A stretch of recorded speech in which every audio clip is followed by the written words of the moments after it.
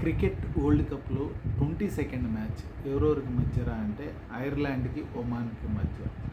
Ireland first batting చేసింది. అసలు captain టక్కర్ వచ్చేసి టక్కర్గా ఆడాడు, అసలు కుమ్మి పడేసాడు. 94 నాట్అవుట్. మళ్ళీ అతనికి సపోర్ట్ ఇచ్చింది వచ్చి డెలేనే అనుకుంటా, గ్యార్నెత్ డెలేనే, ఈ పేర్లు నోరు తిరిగి సావట్లేదు.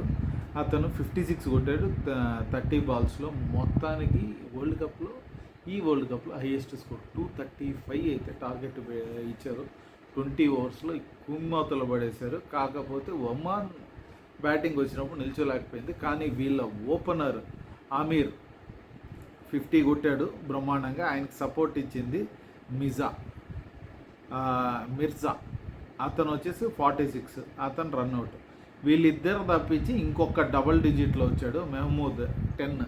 మిగతా వాళ్ళంతా టెలిఫోన్ నెంబర్లే. 139కి అయితే ఆల్అవుట్ అయిపోయారు. వీళ్ళు 18 ఓవర్స్లో కొద్దిగా బాగానే ఆడినప్పటికీ వీళ్ళైతే ఇది అయితే చేయలేకపోయారు మ్యాచ్. వీళ్ళైతే మట్టుగా ఐర్లాండ్ షేర్ డామినెన్స్ అయితే చూపించి బ్రహ్మాండంగా అయితే ఆడి గెలిచేశారు.